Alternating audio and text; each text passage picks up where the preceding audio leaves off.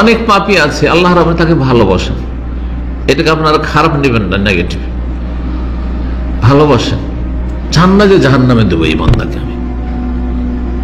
সেই জন্য অতদূর পর্যন্ত তার পাপকে জমিয়ে রাখেন না, দুনিয়াতে বিভিন্ন বালা মুসিবত দিয়ে তার মোচন কদিন কাফারা হয়ে যায়।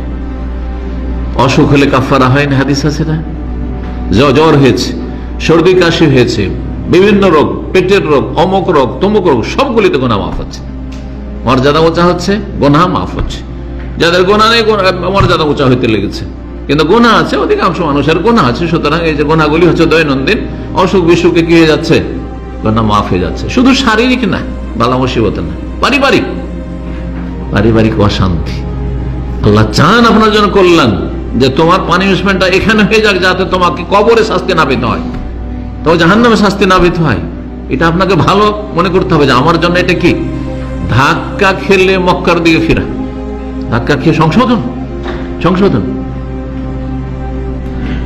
কিন্তু এত পাপ যে দুনিয়ার এসব বালা মুসিবত এসেছে, অথবা আল্লাহ চেয়েছে যে না একে কঠিন শাস্তি দেব, একে দুনিয়ার শাস্তি হালকা শাস্তি দিয়ে কাজ হবে না। কবর আযাব শুরু হয়েছে, কবর আযাব জাহান্নামের একটা অংশ।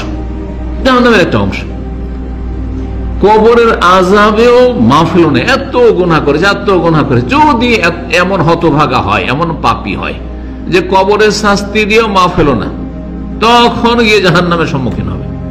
তাহলে একজন মুসলিম যদি তার ইসলামটাকে টিকিয়ে রাখতে পারে, আর ইসলাম টেকানো হচ্ছে তাওহীদ থাকবে, সুন্নাহ থাকবে, শিরক থাকবে না, কুফরি থাকবে না, নাস্তিকতা থাকবে না, বড় মুনাফিকি থাকবে না, কাবিরা গুনাহ থাকতে পারে, দুনিয়ায় ধাক্কা খেয়েছে, না হলে কবরে ধাক্কা খেয়েছে, শাস্তি পেয়েছে, এগুলো দিয়ে মাফ হয়ে গেছে।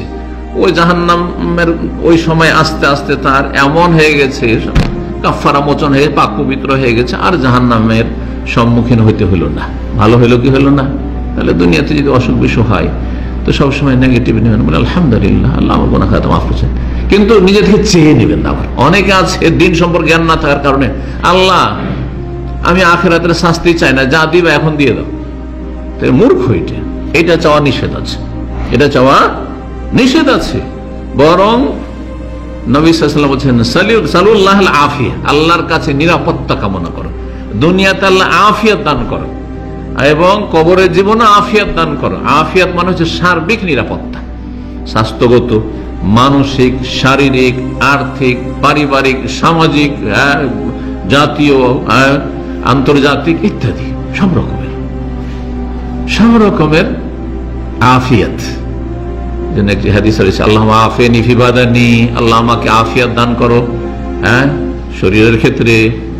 তারপরে আফিনি ফি সামঈ ওয়া বাসারি, মুখি, দিমাগ, মস্তিষ্ক, স্মৃতি শক্তি ইত্যাদি, আহলি ওয়া মালি ওয়া দীনি ওয়া দুনিয়া, দিন দুনিয়া সবকিছুতে আফিয়াত।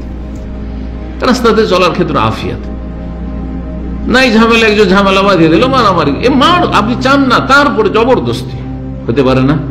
আফিয়াত, আল্লাহর কাছে যখন আফিয়াত চাইবেন তো এগুলো থেকে আল্লাহ বাঁচিয়ে রাখবেন। যতই শয়তান আপনার শয়তানি করুক, আল্লাহ কিভাবে যে রক্ষা করবেন কত শয়তান থেকে। মানুষ শয়তান এরকম অনেক আছে, আপনি ভালো মানুষ চান না, তারপরও আপনার সাথে ঝামেলা বাঁধিয়ে দেওয়া, হয়তো ফাঁসিয়ে দিতে পারে। আপনিও তো মানুষ, একটু রিয়াকশন দেখালে কি থেকে কি হয়ে গেল, বড় আফিয়াত। এই জন্য নবী সাল্লাল্লাহু আলাইহি সাল্লাম সাহাবায়ে কেরামদেরকে আমভাবে, আর বিশেষ করে প্রিয় চাচা, সম্মানিত চাচা আব্বাস রাদিয়াল্লাহু তাআলা কে বলছেন, ইয়া আম্মি সালিল্লাহ আল আফিয়া, চাচা সবসময় আল্লাহর কাছে আফিয়াত চান। আফিয়াত অত্যন্ত ব্যাপকপূর্ণ অর্থ। আল্লাহ দুনিয়ায় আমাকে আফিয়াত দান করো, আখিরাতে আফিয়াত দান করো, কবরে আফিয়াত দান করো, মরণের সময় আফিয়াত দান করো। জি।